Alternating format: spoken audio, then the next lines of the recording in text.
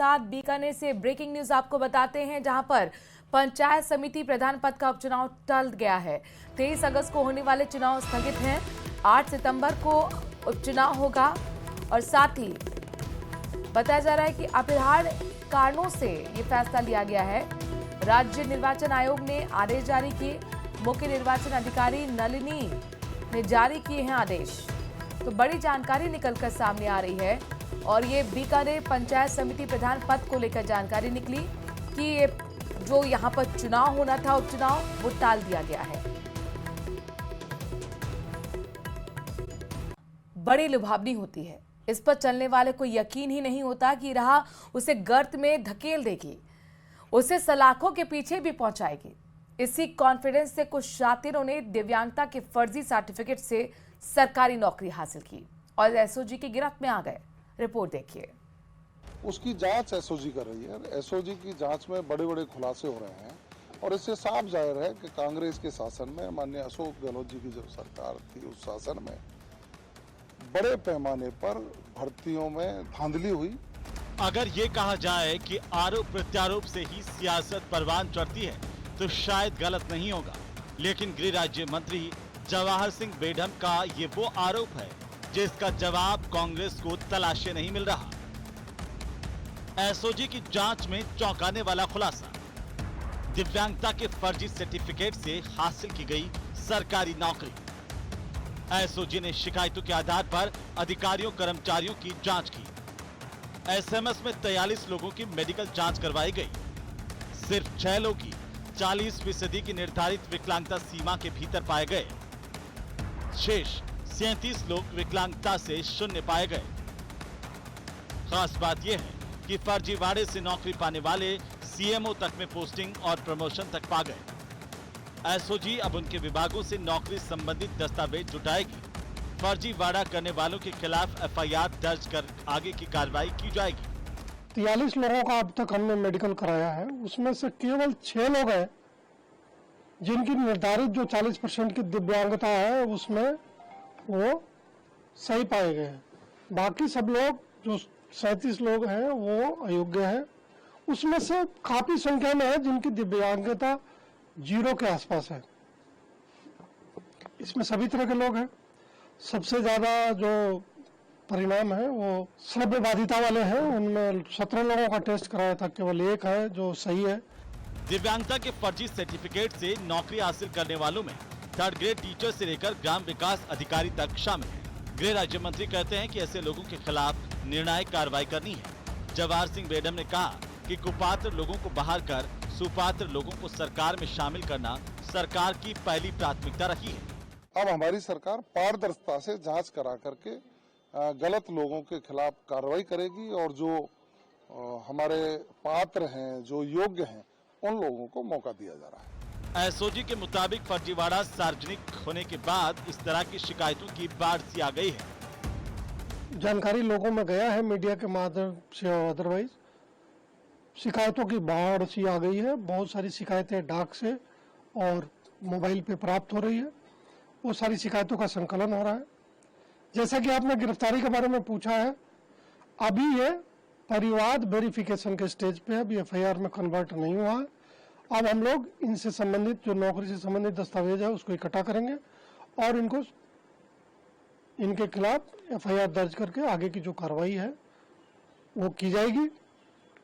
विभाग को भी, जिसमें ये संबंधित विभाग को जहाँ ये नौकरी कर रहे हैं, अनुचित साधनों का उपयोग कर और गलत तरीके से फर्जी प्रमाण पत्र के आधार पर जो भी नौकरी प्राप्त करते हैं, निश्चित रूप से उनके खिलाफ कार्रवाई होनी चाहिए। लेकिन कार्रवाई उनके खिलाफ भी होनी चाहिए जिन लोगों ने फर्जी दिव्यांगता प्रमाण पत्र जारी किए, चाहे वो संस्था हो चाहे वो चिकित्सक हो, उनके खिलाफ भी कार्रवाई होनी चाहिए। एसओजी की पड़ताल में फर्जीवाड़े से नौकरी हासिल करने वालों के दिन का चैन और रातों की नींद हराम कर दी गई है। इन शातिरों को अब अपनी गिरफ्तारी का डर सता रहा है। Bureau report, news 18 Rajasthan. पाड़ा के गांधीनगर में स्थित रत्नाकर ग्रुप पर जयपुर जोनल के डायरेक्टोरेट जनरल जीएसटी इंटेलिजेंस यानी कि डीजीजीआई की लगातार दूसरे दिन बैठक जारी रही है। टीम द्वारा भीलवाड़ा शहर में 3 ठिकानों पर सर्वे किया जा रहा है। इस मामले में अब तक 30 करोड़ की टैक्स चोरी का खुलासा हुआ है।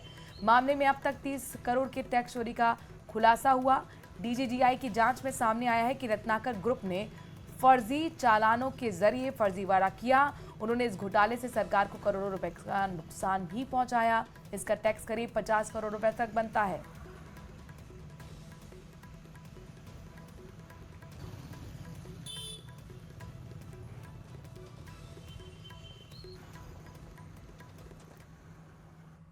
दौसा के लालसोट में तहसीलदार और वकीलों के बीच हुआ विवाद थमने का नाम नहीं ले रहा। 30 दिन भी जिले में वकीलों के कार्य बहिष्कार जारी रहा। कई जिलों में अब राजस्व कर्मचारियों ने भी मोर्चा खोल दिया है। ये रिपोर्ट देखिए।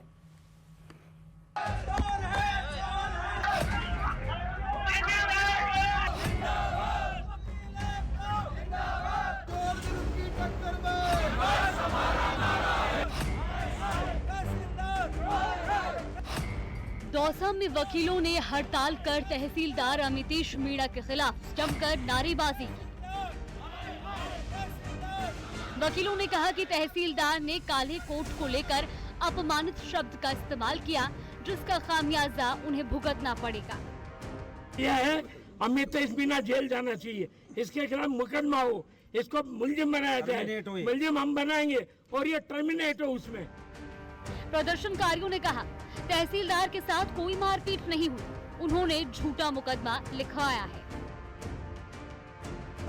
वकीलों की तरह ही राजस्थान राजस्व सेवा परिषद ने भी डीडवाना में मोर्चा खोल रखा है। तहसीलदार, नायब तहसीलदार, आरआई और पटवारी अमितेश मीणा के समर्थन में धरने पर बैठ गए। नामजद एफआईआर में जो नामजद आरोपी है उनको शीघ्र से शीघ्र गिरफ्तार किया जाए। उसके अलावा हमारे जैसे उनके अन्य साथियों के साथ भी मारपीट की और जो पुलिस थाने में तहसीलदार जी 2 घंटे तक बैठे रहे, उनकी एफआईआर दर्ज नहीं की, तो जो पुलिस वाले इसमें आरोपी हैं उन पे भी कार्रवाई की जाए। इसी तरह करौली जिला पटवार और कानून गो संघ ने भी कलेक्ट्रेट पहुंचकर धरना प्रदर्शन किया। संघ पदाधिकारियों ने आरोप लगाया है अधिवक्ताओं ने लोकतांत्रिक व्यवस्था और प्रशासनिक रीढ़ पर हमला किया है। संघ ने चेतावनी दी कि अगर आरोपियों की जल्द गिरफ्तारी नहीं की गई तो वो कार्य बहिष्कार करेंगे।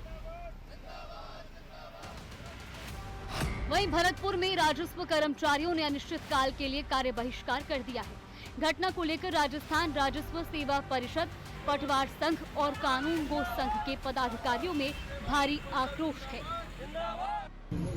एक कार्यपाल मजिस्ट्रेट को एक एफआईआर दर्ज करवाने के लिए 7 घंटे थाने में धरना देना पड़ा। ऐसे दोषी सीआई को तुरंत निलंबित किया जाए। ये पूरा विवाद तहसीलदार के कथित अभद्र व्यवहार से शुरू हुआ, जिसके बाद वकीलों और उनके बीच बहस और धक्का मुक्की हुई। तहसीलदार अमितेश मीणा ने 13 वकीलों के खिलाफ एफआईआर दर्ज कराई, जिसमें मारपीट, राजकार्य में बाधा और जाति सूचक शब्दों के इस्तेमाल का आरोप लगा।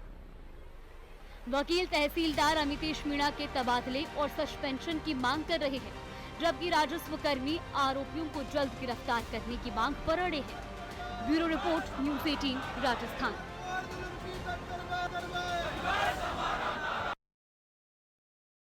चलिए बढ़ते हैं आगे। जोधपुर से बड़ी खबर आपको बताते हैं। केमिकल फैक्ट्री में भीषण आग लग गई है। हड्डी मिल के पास स्थित केमिकल फैक्ट्री में आग लगी। आग लगने से क्षेत्र में सनसनी फैल गई। तुरंत ही दमकल विभाग को भी जानकारी दी गई। बासनी दमकल से 2 गाड़ियां वहां पर रवाना हुई हैं। बासनी दमकल के अधिकारी मौके के लिए रवाना हुए। तस्वीरें आपके सामने हैं। हड़कंप मचा हुआ है। केमिकल ये फैक्ट्री है जिसमें भीषण आग लगी और तुरंत ही दमकल विभाग को जानकारी दी गई है। अधिकारी पहले ही मौके के लिए रवाना हो गया। टीम भी कुछ ही देर में पहुंचने वाली है।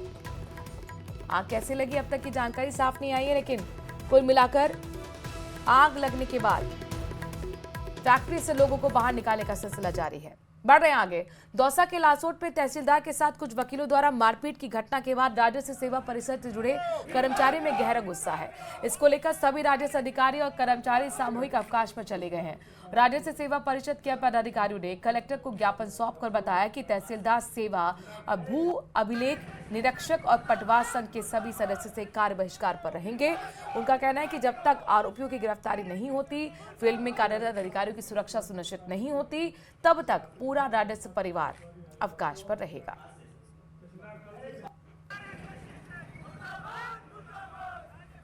सेवा परिषद के बैनर तले लालसोट प्रकरण जो हुआ, जिसमें तहसीलदार जी के साथ कुछ असामाजिक तत्व जो वकील थे उन्होंने मारपीट की और राजकार्य में बाधा उत्पन्न की, उसके विरोध में आज संपूर्ण राजस्थान में सभी मुख्यालय पर, जहाँ पटवारी है वहाँ उपखंड मुख्यालय पर और जिला स्तर पर जिला कलेक्टर महोदय को श्रीमान माननीय मुख्यमंत्री महोदय के नाम से ज्ञापन दिया गया, जिसमें दोषियों की तुरंत से तुरंत गिरफ्तारी हो और जो फील्ड में कार्यरत है कार्मिक उनकी सुरक्षा सुनिश्चित की जाए। लालसोट तहसीलदार जी के साथ लालसोट बार एसोसिएशन द्वारा सुनियोजित तरीके से ऑफिस के अंदर घुस करके मारपीट की गई, सरकारी दस्तावेज फाड़े गए, राजकार्य में बाधा पहुंचाई गई, पूरे स्टाफ के साथ मारपीट की गई, जिसके राजस्थान कानून को संघ पूरे जोर से भर्त्सना करता है। आज लालसोट दौसा में तहसीलदार के साथ कुछ वकीलों ने मारपीट की थी, राजस्व कार्मिकों के साथ मारपीट की, कागज़ फाड़े।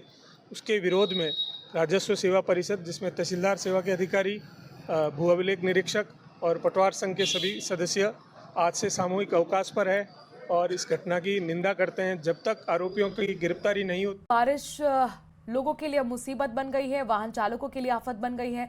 दरअसल रोडवेज बस को चालक द्वारा कस्बे के उनियारा रोड पर बह रहे 5 फीट पानी से बस निकालने की कोशिश की गई। बीच मझधार में जाकर रोडवेज बस बंद हो गई। ऐसे में सवारियों की जान आफत में आ गई। मुख्य सड़क पर भरे 5 फीट पानी से जब रोडवेज चालक बस को निकालने की कोशिश हो रही थी तो नाले में बस वहां पर फंस गई और बंद हो गई। जेसीबी की मदद से बस को धकेलते हुए गहरे पानी से बाहर निकाला गया।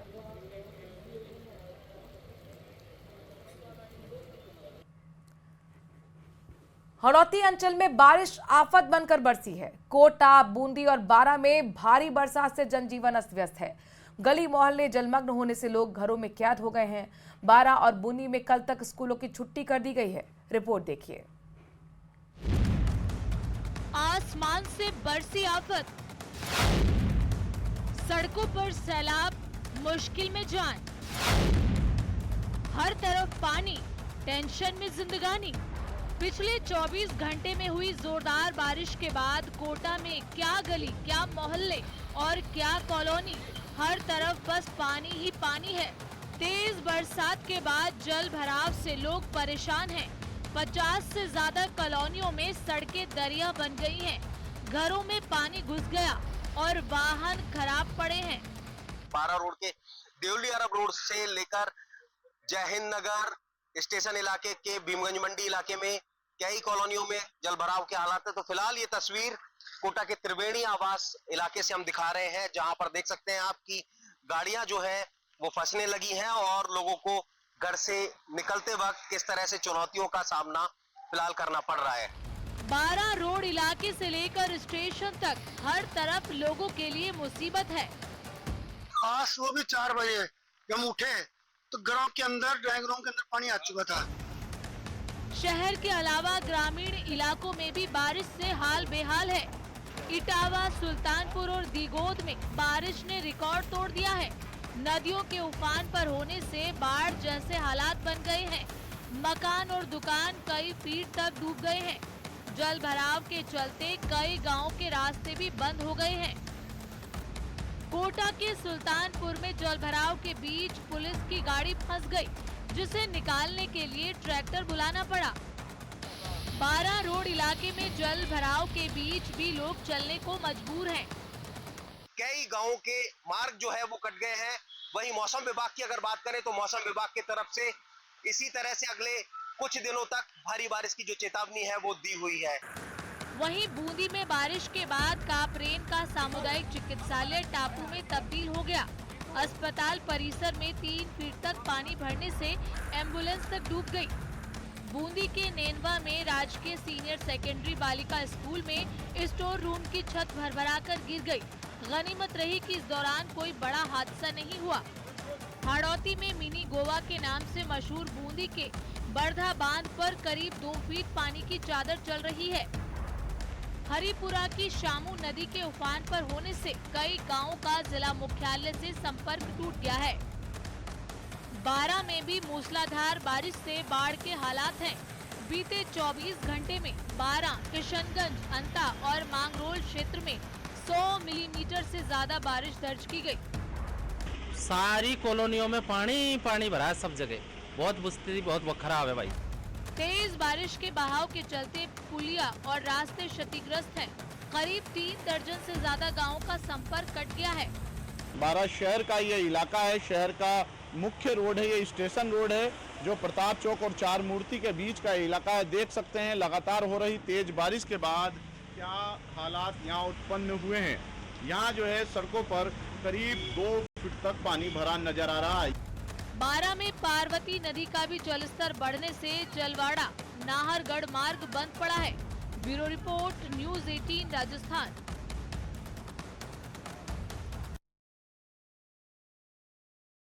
दरअसल राजस्थान में स्मार्ट मीटर को लेकर बढ़ते विरोध के बीच सरकार की बिजली कंपनी डिस्कॉम अब बैकफुट पर आ गई है। डिस्कॉम की तरफ से स्मार्ट मीटर इंस्टॉलेशन की अनिवार्यता को खत्म कर दिया गया है। ये रिपोर्ट देखिए।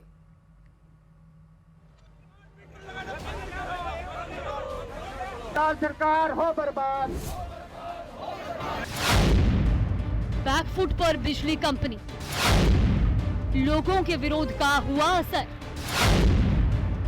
स्मार्ट मीटर पर बदला फैसला। प्रदेश में स्मार्ट मीटर लगाने का फैसला लिया गया तो हर जिले में इसका विरोध हुआ।